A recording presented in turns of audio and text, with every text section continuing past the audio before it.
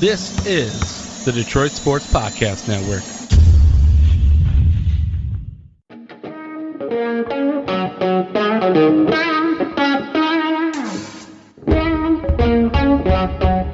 The biggest icon in podcasting.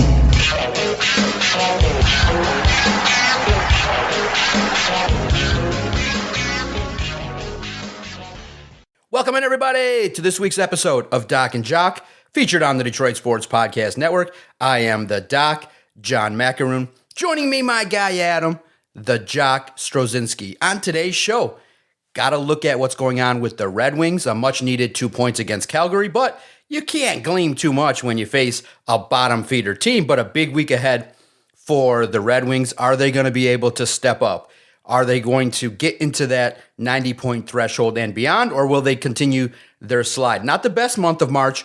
People are starting to complain, and I understand why. We're going to take a quick look at the Pistons.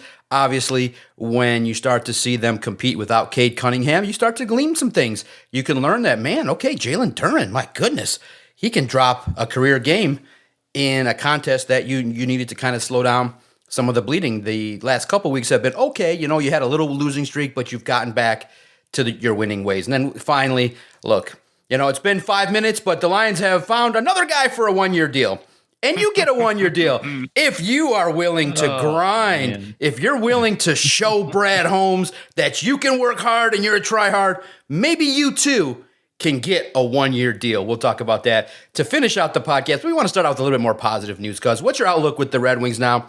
Obviously, Patrick Kane stepped up against the bottom feeder. It was nice to see because he'd been struggling, scuffling. It was nice to see the puck go into the net after an early goal against Calgary. I watched that game. It was fun. It was competitive. I liked what Calgary did, a little bit of grit. I liked, I don't think I've talked to you about him, but there's this player named Shine. That was a great fight.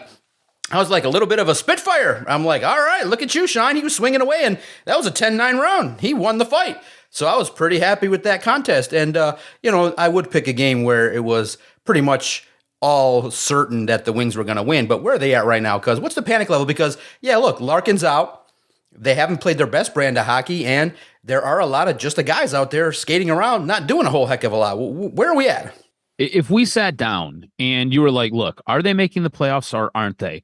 I would tell you that they're not making the playoffs. I would tell you that the history in March strikes and bites again. You lose Dylan Larkin, Andrew Kopp, whatever.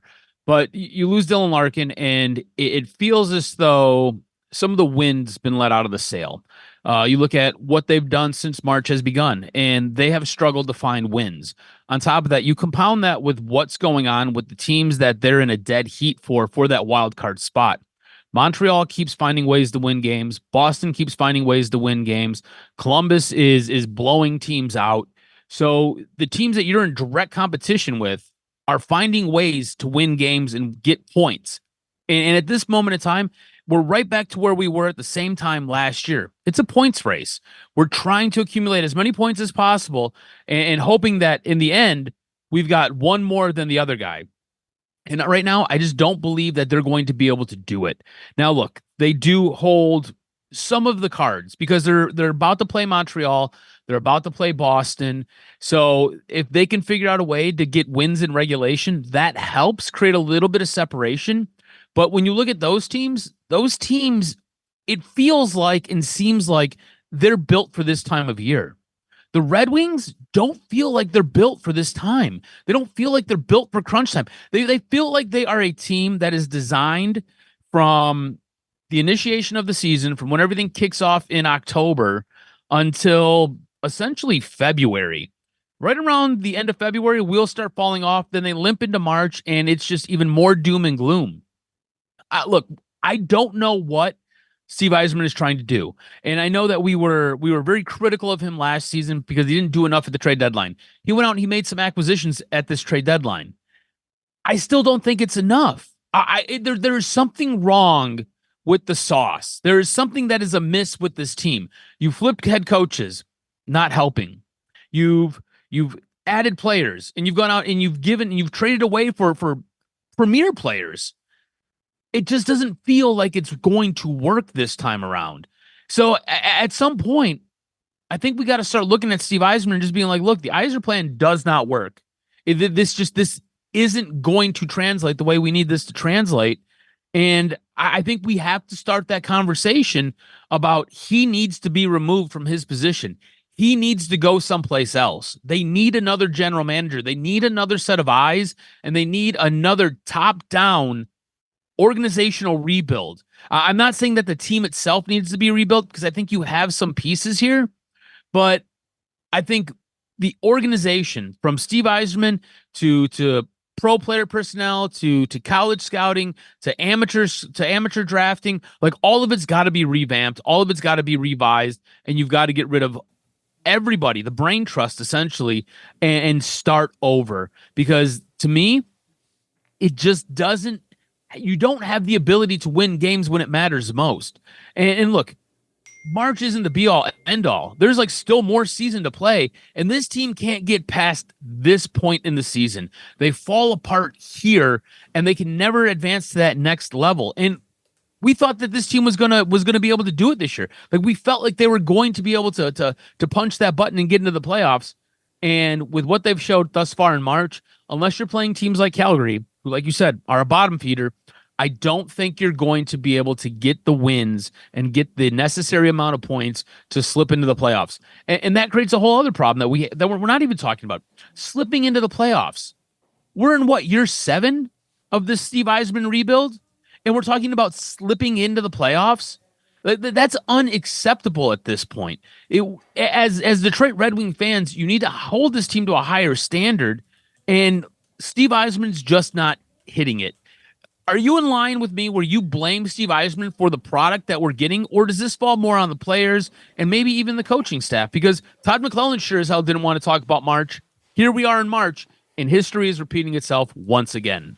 Yeah, it would indicate, cousin. Look, the numbers still dictate that there's 68 to 72% chance to make the playoffs. So, yeah, a couple nights ago didn't help the Wings. The teams that you needed to lose got points. So I understand your concern, but I do think you're overreacting just a little bit. Where your concern comes in is if they were to make the playoffs, nobody expects them to make any noise. They're not good 5-on-5. Their goal differential is not where it needs to be comparative to other teams. And that's where you can clearly see the weaknesses. And you're right. I think that where you look at it, it's been the slowest of slow rebuilds, to the point where you think that, I honestly think that he probably realistically tried it and told Chris Ilitch, bro, this is going to take 8 years. Like, look what you did here. Like, I'm almost certain the number that he threw out there was like, let me just say it. He's like, okay, look where you are in the cap. If he's got any monicum of a brain, he goes, look, he tells him honestly, look, we're really up against it. The talent level is like Kenny just went balls to the wall, and we got a bunch of vets. We got to tear it all down. And that's phase 1, 2-3 years. Next phase is talent acquisition, 2-3 years. Then the next phase is implementation. If we were to drink bourbon with Steve Yzerman, I would say, dog, did you really sell Chris Ilitch on 8 years to be relevant? He'd be like, hell yeah. And I get $1 million a year more. I get paid all the way along the way. He's like, yeah. He's like, and he bought it, off the record. He bought it, John, Adam, he bought it. And that's how he's acting. There's no pressure. You can't tell me that a manager of his caliber, if you just said, Steve, make it in 5 years, you get $20 million, he would have had the team in the Stanley Cup Finals. So that's what it is. But I do think this year there's a chance to make the playoffs. But yeah, you're not seeing the DeBrinkets of the world step up at this crunch time, and you're seeing the same stuff that we've always seen, which is Dylan Larkin being not available, the team not performing as well. You need guys like Sider, you need guys like Raymond to continue to step up and get this thing over the hump. And I think that's where your disdain comes in, is that some of the young players that you're seeing, I think and I hate to say it, I don't want to judge, they're not superstars. They're not like difference makers. They're a bunch of upper echelon B+ players. And in Detroit, we kind of are familiar with the A+ players. Like, I don't know, you got maybe 1 or 2 A+ guys, maybe. But if you took all these guys and dumped them on another team, they might not even be second or third liners. Is that where it is? Is that the final piece is to get, somebody out here that's a 100-point guy that can just lead the team and is the A+ alpha, like, you might just need just a staple, an Austin Matthews type to come in here, drop 60 goals a year, and lead the team from the front as an OG dog. I think that's what they're missing. They're missing like they're good, nice guys, not as rugged as we would like, but they're not superstars. They're not like, hey, I'm going to go. They're not box office. Like, I'm not calling you up going, Adam, man, invite me. No, I know you're busy, but let's go see X. Like, what do you want to go see? DeBrincat skate around there at 5'6" and do his thing? What are you going to go see? Lucas Raymond? Who's box office for the Wings? There's nobody on that team. And I think that's part of the problem. Let me put this into perspective for you. You look at Buffalo, who is leading the East right now. Buffalo's best team in the Eastern Conference right now. You go back a season, you go back last year, they were the third worst team in the Eastern Conference. They were the seventh worst team in the NHL. In a year, they're now the best team in the East. They are a team that is in line to possibly face a team like Colorado for the Stanley Cup. Like what are we talking about here? It's bananas how every other organization is able to turn it around. You go back 6 seasons ago. Buffalo was the worst team in all of the NHL. They're the best team in the East right now. To me, it's an issue with player acquisition, and it's an issue with player development, and that falls solely at the feet of Steve Yzerman. And so that's my big issue. That's the big problem I'm having is Steve Yzerman just isn't able to do enough. He just isn't able to get things done. And we're now going into year 7. And when you talk to him at the end of the season, it sounds like there's no accountability. It sounds like there's no urgency. And you're right. There is no box office. When Dylan Larkin is your premier player, I've been saying it for years. He's not box office. He's not that guy. He's not the one that you're necessarily supposed to be building the team around. He's supposed to be an additional piece. He's supposed to be a high talent leverage piece that you have. DeBrincat, if we're being completely honest, DeBrincat didn't want to go anywhere else. He wanted to come here to play. That's why he was able to leverage Ottawa and be shipped here. Steve Yzerman can't go out and make a trade for anybody. Nobody wants to come here and play for the guy. It's an organizational issue because of Steve Yzerman, and that's the problem I have. You're right. There is zero. There is nobody who's box office on this team. Lucas Raymond has looked like he's taking steps back. Mo Sider ain't it. I don't know. Insert. We were supposed to have this great offensive player who played defense and was supposed to be able to help take the defense to that second level or that next level, and you really haven't seen it at all with what's his nuts Sandin Pellikka.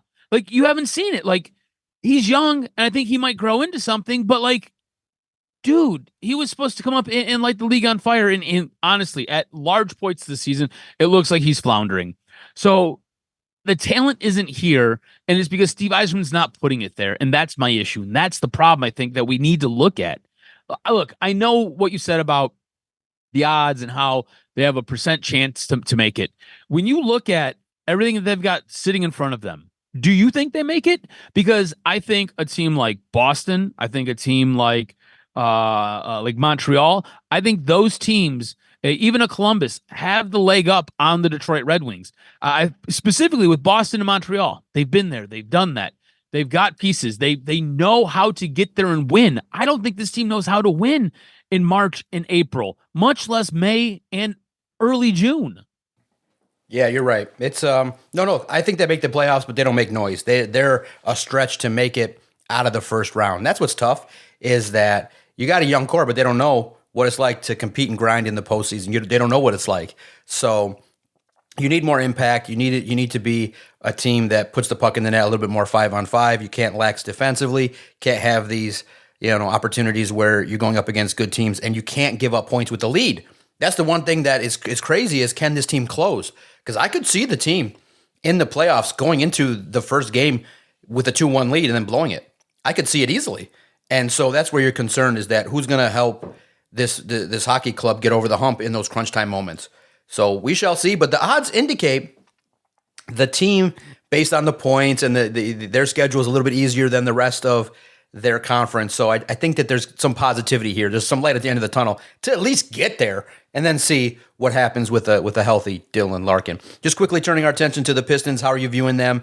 You realize that now it's about positioning. It's about seeding. They're a good basketball team that's really making noise and garnering a lot of attention. And I think that people are understanding, okay, it's going to be a dogfight in the East, and your biggest rival is probably going to be Cleveland. And I can't wait to see, hopefully in the second round, a series between the Pistons and the Cleveland Cavaliers, because I think that if they win it, it'll be a grinded out series that will help give them a little grit if they happen to face the Knicks again in the Eastern Conference. I kind of like it. I would love an easy round, early first round matchup.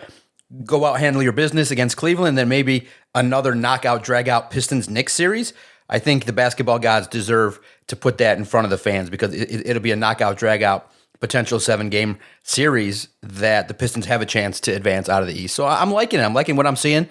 Obviously, there are times where there's lulls, and they had their little stretch of a 4-game losing streak, I believe, and they came back from it. So I'm glad, because they can get back to learning what they're about, which is physicality, playing well, rebounding, playing defense, and I think a nice losing streak probably put some things in perspective that JB Bickerstaff can help this squad move forward with. What do you think about the Pistons right now, and are you gaining a little bit more confidence than the Red Wings that this club can maybe meet expectations and get to the Eastern Conference Finals? Yeah, I think the thing that we've learned about the Pistons is they are a good basketball team. And yes, I'm much more confident in them than the Detroit Red Wings. That being said, I think the losing streak kind of helped highlight a couple of things that really weigh on this team and bring this team down. And really and truly, there's 3 things. 2 of them I think they can fix in season, and they can fix as they get into the playoffs. But there's one thing that they're going to have to address in the offseason. They're going to have to address this probably with a free agent move. But if you look at the losses that they've had recently, rebounding was an issue, turnovers were an issue, or 3-point shooting, which I feel like has been kind of the Achilles heel of this team most of the season. I feel like those 3 things have really hampered what could be a really dangerous team when they get into the playoffs. I think the rebounding and the turnovers are things that they can address internally now. If they get out-rebounded and if they turn the ball over, they're losing those games. So rebounding, it's just positional basketball, and it's hard work. This team has no problem going out there grinding. This team has no problem going out there and putting max effort. That's how they get their wins. So they can pick up the rebounding. The turnovers, that's something that I feel like has kind of plagued Cade this season. I feel like he tries to do too much. And again, in the offseason, if you can bring in a 3-point shooter, somebody who can knock them down at a nice clip and can shoot them in volume, I think that's going to help with those turnovers and help clean that up. But in season, Cade can be a little bit more diligent with the ball. He can be a little bit more frugal when he's passing.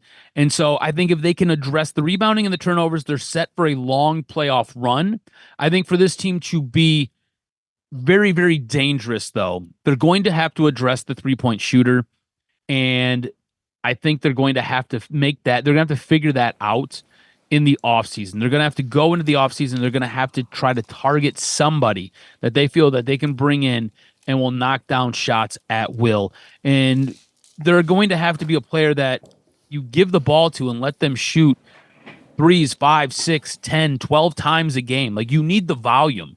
You look at a game like I think it might have been the Cleveland loss that they had. Like, you look at the stats, I think Cleveland shot something like 43 threes. And I think they made something like 36 of them. And you look at the Pistons, I think the Pistons shot like 20.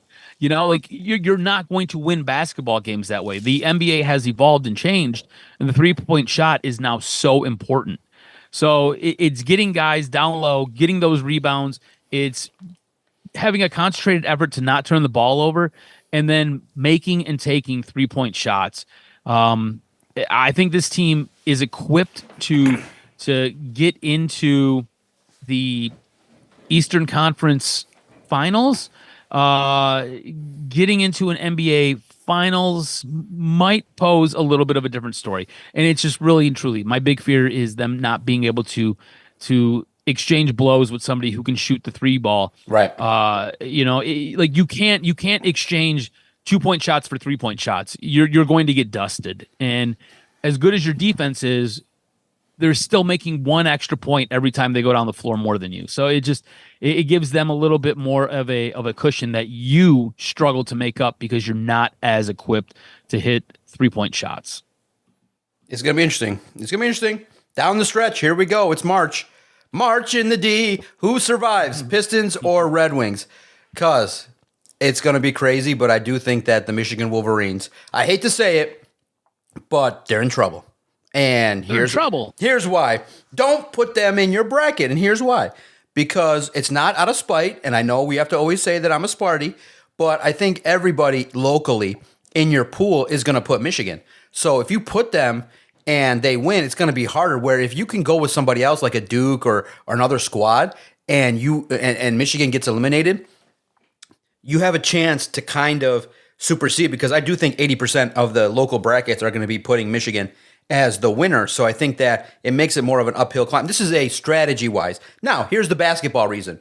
The basketball reason is I think the loss of your backup point guard has made it evident that, teams that can play defense and are well-coached and can shoot a little bit, like a Purdue, can give Michigan fits. Now, of course, it's the Big Ten tournament. You can't over-extrapolate, but I saw some things that was very concerning. So I am not going to declare Michigan a title contender. I think that they're a pretender in this bracket, and I think that they could probably, ceiling-wise, they can get to the Final Four. They can compete. They can get there. They can win their conference, and they can win their side of the bracket, because heaven forbid they got put in the side of Michigan State. I think it was quite the respect level that the Spartans got for their legendary coach to be able to be in a bracket with Duke and Louisville and UCLA and teams that are really established. So I'm like, wow, the box office is on the Spartan side, but it's going to make it a nightmare for the Spartans. I think their ceiling is Sweet 16 at best. I'm panicking.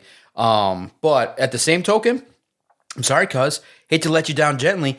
If your backup point guard was on the roster, I would humbly say put Michigan in every bracket that you do. Put them number one. They're going to do it. You got one of the best players on the court. But barring now another injury, Michigan will compete. They play well, but there's some holes there that I think should be raised and some alarms that should be talked about. And are you seeing them? Where do you see Michigan going? I do think this year it's fair to say Michigan could probably go farther than Michigan State. But one time, basketball gods, one time, maybe, in a point guard driven tournament, let Jeremy Fears kick everybody in the nuts on their way. 7 for 7, baby. I want 7 nut shots all the way to the championship, where it's Michigan versus Michigan State for all the marbles on a Monday night, with one day of speculation and innuendo and rumors and talk about tampering and all that fun stuff. The narratives would be great. So one time, it's never going to happen, but let's go. Let's see where this kicks off. Tell me, what's your concern level with the injury, the significant injury that has derailed the backup point guard spot? But listen, if you guys go as far as your best player goes, you know that. He's amazing. He's one of the top 3, but I still think Boozer is the best player in the country. Yeah, look, I agree with you. I think Boozer is arguably the best player in the country as well. Look, I was surprised that Michigan State got a 3 seed. And obviously that was kudos to Tom Izzo, and it was giving some respect to Tom Izzo there. But I think you're right. Michigan losing their backup point guard hurts. You've seen offensively at times this team has struggled. When Godot gets into foul trouble, they don't necessarily have anybody who can handle the ball like him and get the ball up and get points in transition, getting it to Jax Lendenberg, and just kind of helping spread the ball around and getting guys open. So all that being said, I still think this team can and do have a chance to get to the Final Four. When I look at their bracket, there's really nobody on that side that really scares me.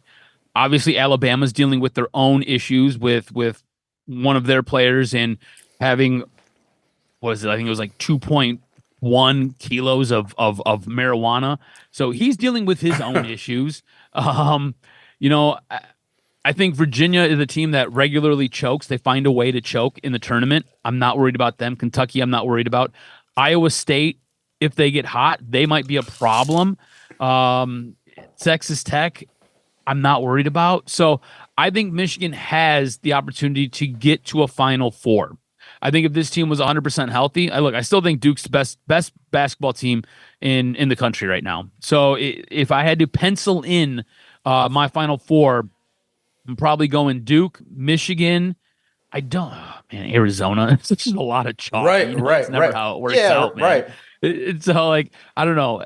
Maybe we go Arizona and then coming out of the South region because I don't believe in Florida. I think Florida got a bit of a gift there. Maybe Houston. I could maybe see Houston coming out of that.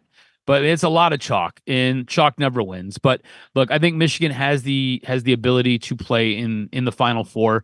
And then when you get there, it's one of those things where, it could be anybody's game. But I've got Michigan facing Duke in a rematch for all the marbles, and we'll see what happens. Like I said, they're dealing with some injuries. I think this is a really good team. I think they've got the ability to win these types of games. And I think they've got arguably one of the best players in all of basketball with the Axel Lindenberg. And I think Elliot Godot is one of the best guards in all of college basketball. So I think they're in an okay spot. I think they'll be good to go.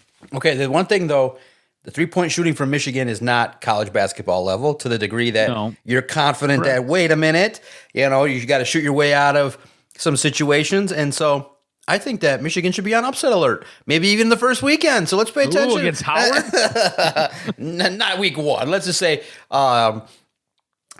okay, game 2, let's see if a team can give them a little bit of hell. But it'll be fun. I think Michigan will step up to the challenge. Michigan State, yeah, it does highlight – when you look at the Spartans, man, you go out and actually to the degree that we were talking, I think everybody was texting their friends like Michigan State would have been the worst 2 seed in the history of basketball. That's how nobody really had faith. But a 3 seed on the heels of losing early in the Big Ten tournament, typically it doesn't happen that way. That's why people were a little bit shocked by it.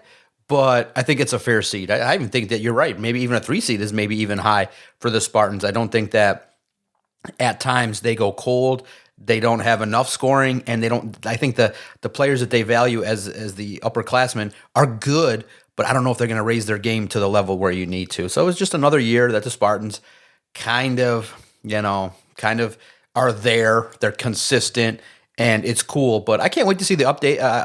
I can't wait to sit down Thursday. I think it's a chill day in regards to my schedule. So I think I'm going to be able to sit and watch a lot of it. Friday's a little bit more busy, so I'm going to get one day of the all-day action and see what it's about, because now it's March. Now you pay attention to what's going on with everything that's going down. So it's the NCAA tournament.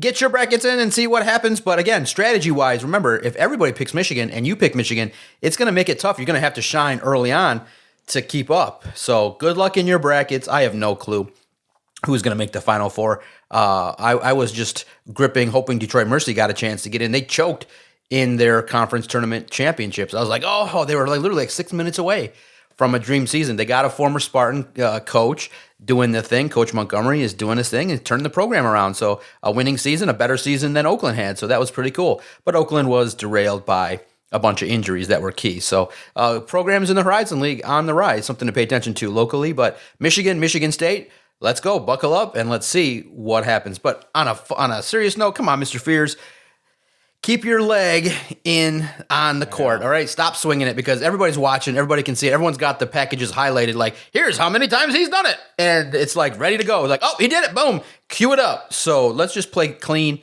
And I don't know what kind of weird I wonder if he sits down with a professional. He's like, I don't know what I'm doing. I can't stop swinging my leg. And you're like, directed at everybody's nuts? Like, dude, keep your leg down. He's like, I don't know. It's an involuntary thing. Let's see if this thing somehow gets nipped in the bud on the biggest stage. Because if he does it in the NCAA tournament, oh my goodness. All right, one last thought here, because it's free agency and it's tough, obviously writing about the Lions and talking about them every day.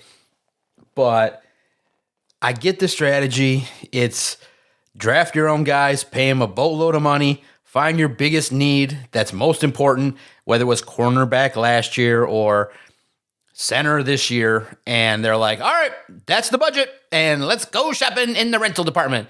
And you get a 1-year deal, and 1-year deal for you. Sure, I get the strategy. It makes sense.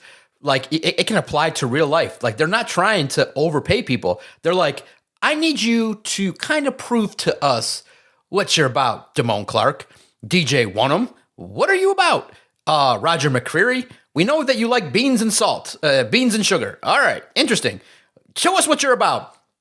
Everybody's resume has 3-4 teams on it, and everybody's been bounced around, and everybody is basically, it's hard because the league bounces around, but on the surface, the only professional way to say it is you're taking guys that other teams kind of said we're done with, and you're hoping to turn chicken into chicken salad. And you're like, well, not to be disrespectful, but these are not named guys that have had a level of consistency where teams are like, the Rams were like, we traded for McCreary. We saw what he did in the playoffs, and we went, no, we want to go with McDuffie.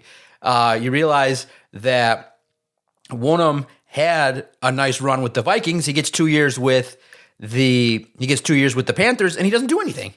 And you're like, oh man, like, can the Lions reclaim all these players? It's like a reclamation project. It's one huge, let's show everybody how we can coach up all these guys.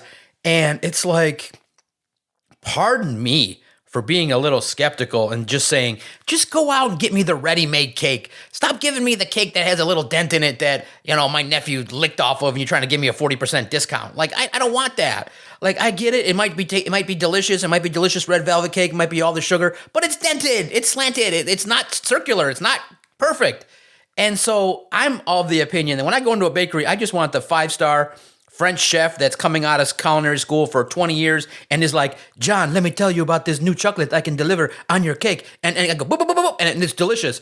Instead, I feel like I'm getting the guy right out of culinary school, and he's like, what? You want custard on a red velvet cake, like all over? And you want your name on it? You want the Almond Rock guy upside down? What are you talking about? I'm like, oh my God. He doesn't even know what I'm talking about. Like the guy from the store, the one like here. And you show it to him, and then he gets a whole different team. And you're like, all right, we're not. The Lions are really banking on this draft to hit on 7-8 guys to build this roster. And I just feel like it's a safe strategy that is clear what they're doing, but I just don't know. It's so risky that you're counting on Roger McCreary, Christian Izien, Damone Clark. You're counting on guys on all these. And here's the problem when you do that.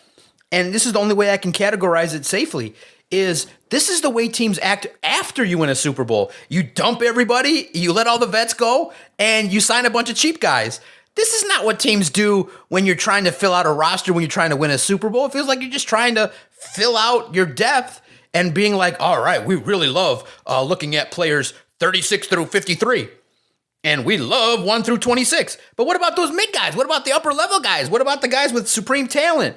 Like, you can't just tell me, I just think that Lions fans obviously want the extreme of the Max Crosby, but the Lions are going into Christian Izien. Can we just find a happy medium with like a Leo Chanel, a Nick Cross, a Rashid Walker for $4 million?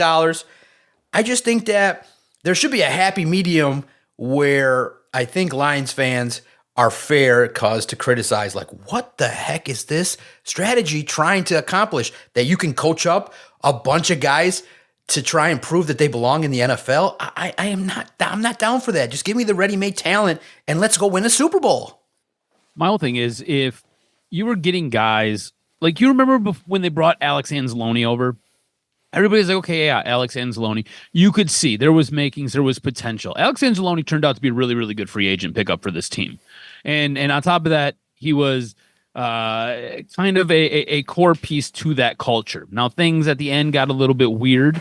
Alex Anzalone obviously felt like he deserved a little bit more and to be treated a little bit better than he was. But all that being said, Alex Anzalone was a very good player for this team. I wouldn't be upset if you went and you targeted guys like that. Instead, they're kind of going levels and tiers below what Alex Anzalone was coming from New Orleans. And to me, it's hard to wrap my brain around what the hell Brad Holmes is trying to do. I get that you want to essentially squeeze every red cent and every little bit of talent out of guys X, Y, and Z. The problem is guys X, Y, and Z aren't all that talented. So you going out and you bringing in all the guys that you just basically went through and named, I don't look at them and I don't see any starters. I see guys who are depth pieces. I see guys who are rotational pieces. The only starter you have, and it's probably by default, is Mays. It's the center. Like after that, you brought in nothing but depth pieces. So now you play this dangerous game, like you said, where you're going to go into the draft and you're looking to continue to fill spots on the offensive and defensive line, as well as in your secondary with rookies. We know what happens with rookies in the secondary. They generally get torched. There's a bit of a learning curve when cornerbacks and safeties step into the league. And then you look along the offensive line, unless the guy is going to be premier. And look, it's a bit of a crapshoot when you go to the draft. We talk about it all the time. Good general managers hit on about 50-ish% of their draft picks. So I'm counting on Brad Holmes to go out there and draft a offensive tackle somewhere late in the first round where things start to get even slimmer, and hoping he starts. And then I'm hoping that Brad Holmes goes and is able to find somebody in the second round, again, late in the second round where things are starting to get slimmer, and hit on an edge rusher who can play every down. To me, it's a theory, and it's a practice that does nothing but hurt your team. You have the ability to go out in free agency and identify talent and bring guys in, and you don't necessarily have to give them long-term contracts. Some of these guys are willing to accept 3-year deals. In the NFL, that's not a long-term deal. It's not. Give them a 3-year deal and give them an opt-out after year 2. If they want to go somewhere, if they really hit big. Instead, you're bringing in guys who I'm like, who's that guy? Where did he play? And I got to go and I got to basically read his Wikipedia to find out about him, and then go to Pro Football Reference and find out about how he performed. You know what I'm saying? Like, I'm like, who the hell is this guy? It just, to me, man, it is frustrating to watch Brad Holmes work. It is frustrating to watch Brad Holmes. Is there a guy you wanted? Is there a guy you wanted? Is there a guy you wanted to say, hey, well, I feel like the Rasheed Walker deal was a steal, dude. He was $4 million, bro. That was nothing. And I feel like you got plugged him in, and it would have been fine. That was the guy I was looking at the entire up until he got signed. I was like, why isn't this happening? Why isn't this happening? Because he lingered. Right. And I would say too that you can, if a guy gives you 11.5 sacks and all he wants is $6 million, give it to him. Like, is there a rule to have Woonem and El-Quadin Muhammad? I mean, you did, I get it. You have both. If you look at statistically, they would complement each other. Yeah. One's a rush guy, one's more of a run guy. Like, it doesn't make sense. Like, none of it makes sense. It feels, again, he is smartest guy in the room, and he's thumbing his nose at the fans. It is incredibly irritating and frustrating to watch him work, especially when we're talking about the possibility of being in a Super Bowl window. And honestly, at this point, I think he feels that their window is closed. Maybe. And he's just like, all right, And look, we and you both agree. It's supposed to be a gap year. That being said, you're going to have a 4th place schedule. There's no reason you can't luck up and be what the New England Patriots were. Get to the Super Bowl, play, and you have a talented quarterback. You have a talented offense. You have the ability to win a football game when all the chips are on the line. Just freaking get there, man. Yeah, and you're not giving yourself a chance to get there. And what's crazy That's is the problem. What's crazy is I think we would have all graded free agency maybe even better if you just brought back everybody and maybe moved on from Malik Robertson. Bring back Anceloni. What's it gonna hurt? Bring back El-Quadin Muhammad. Bring back Roy Lopez. Bring back everybody and just add one more splash move: a Cade Mays and an X. A defensive tackle or a defensive end that can do something. So it's crazy to think about, but they're going younger. I get it, but that doesn't equate to just because you go younger doesn't mean you're better. Those guys it doesn't mean you're better talented, you're better suited to go out there and make a push. But the Lions have a budget, and so Brad Holmes Eiserman Harris understands that, hey, here's my number, here's my budget, and nobody's getting nothing more. And you're like, wow. And also, too, I really do think. So, obviously, we all say here, Brad signed this person. I would think, like, if you're Cam Jordan, and I think this happens too, where they're never going to admit it or they can't admit it, but if you're an agent and it was talked about, these agents talk like worse than girls, allegedly, and they know, like, boom, right away, some of the agents talked to Brad Holmes at the Combine, and they were like, we're not sensing money coming out of this. So I would think that Brad called and says, hey, we're interested. Hey, Rashid, we want to give you like $2 million, but you got to do this, this, and this. You got to have a certain playing percent. He's like, no. And the door was open for that kind of talk last year when Carlton Davis was offered a free agent contract by the Lions, but he's like, I didn't like the language. And what that means was they probably wanted all these guys to earn a lot of their money. And a lot of the language was probably incentive based and a lot of deferred money or money that comes later. So Carlton Davis is like, no, man, I'm going to, or the other phrase that people like is not as much guaranteed dollars in their contract. I would think that I have to believe like 25% of the calls Brad makes, agents are like, yeah, Brad, we're going to look for 2 years like Daniel Thomas got with the Browns. We're going to look for a little more guaranteed money, but call us back we'll call you back if plan ABC falls through. We don't like how you guys structure contracts, and we don't really like your plan here of roster building. So look at Roy Lopez. Like, you don't reward him for the year that he had. He asked for barely a minimum raise. You couldn't give him another year. The dude showed you what he's about. So you saw him for a year. You couldn't give him the extra year at the same rate that he was getting. I mean, the guy went back to Arizona. That's begging you to bring a guy back. So I look at it like, man, you gotta, like, free agency is about overspending, but not like 5 guys. Get like 2 guys that you could get that might be a little better. I think your team would be better if you would have just brought back the band and move on from DJ Reader, move on from Amik, bring everybody else back, but add to like all that extra money. But I mean, the contracts that Alex got was pretty good. I mean, damn, 2 years, $17 million. That's a lot. So I get it on that front. But at the same token, I think where everyone here in Detroit is sitting is with the skepticism that this strategy, when we've seen it the last couple years, didn't really produce much. We thought evolve and more competition meant, like, if you get a better player and they compete, they makes the team better. It's not, oh my God, I want to make these players that are what they're doing is actually, it's crazy. They're looking at it from a bottom up perspective where they're like, oh, if Izzian goes up against JMO, Izzian's going to get better.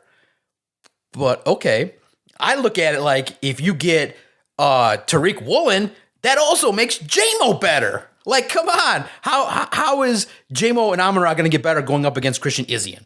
Like, come on, dude. That's the whole point, is that I feel like that's where the Lions are at, honestly, is they feel like, you know what? We can get all these diamonds in the rough and we can dust off all the rust off of the diamond. If they go up against better players, they'll get better and they'll get to where we need. Whereas everybody else is like, no, man, we want JMO to get better by competing up against the best of the best. We want Max Crosby competing up against Christian Mahogany. That gets him better. We don't want Tyleek Williams battling Tate Ratledge and things like that. We want the best of the best to get them improved. And so I think that's where maybe the issue is that the best players might not even be getting as good as they may need to based on the competition, because no matter what, even though, yeah, Amon-Ra battled Amik Robertson, you could argue he could have battled against somebody else and be more productive. He could have battled against Carlton Davis.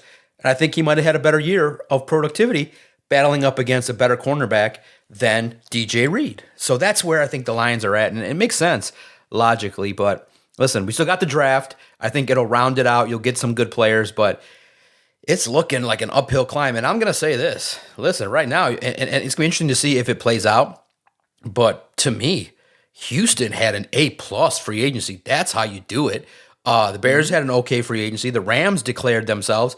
I really like Houston. I really like if they can figure out offensively with David Montgomery and the offensive line that they want to put together, and their quarterback takes just a 2%, 5% jump up and gets a receiver that is going to do some things. And also, too, because when you start poking your head around the AFC, pay attention to the Broncos. They're not messing around. They gave their quarterback a weapon, and Jalen Waddle is going to be out there. Sean Payton is aggressive. That's the definition of aggressive. Yeah, you overpaid, but that's aggressive. You have a window. You have a young quarterback. Now you can go take a risk on a stud that is speedy, and you give him a weapon.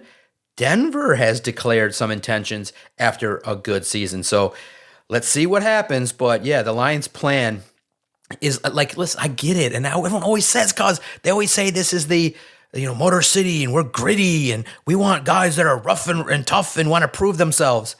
But this is football. Talent always trumps grit and try hard and I'm mad that I only got a 1-year deal and like nobody cares about that. Like go out there and get guys that are going to be like every headline that's coming out of MLive is Lions sign linebacker to boost depth. Lions sign defensive end to boost depth. It's like, okay. But I would rather go Lions sign all-pro, all-world defensive end to destroy the quarterback so we can win some games. And I guess, we'll see if we here in March early on are just trying to win headlines and we end up with egg on our face. But you do have a worse schedule. You do have an opportunity. But listen, the Giants aren't going to be no cupcake. Dude, they're adding, and they got a young new head coach in John Harbaugh, and they got a young quarterback.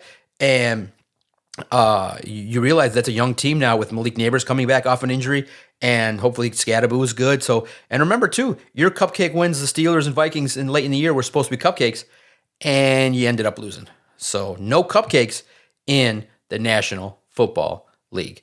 Make sure you follow Adam on X at AdamRSGROZ. Thanks everybody for your continued support of the project. It's been great. The podcast has been doing great. Everyone's enjoying our content every single Thursday. Going strong since 2013. All you got to do is hit the Google machine and type in Detroit Sports Podcast, and our content will find you. Hit the subscribe button, and new shows will pop up multiple times a week. Lions podcast, Michigan podcast, professional wrestling podcast, the signature Doc and Jock every Thursday, fresh, hot out of the oven, giving you all the best takes in Detroit sports. Uncensored, unfiltered, dedicated to Detroit sports.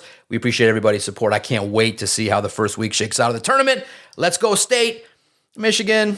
All right, show us what you got. Prove us. Giving you a little side eye here. Can't wait to fire it up next week on the next episode of Doc and Jock. You fucking podcasters. I said don't let them in here.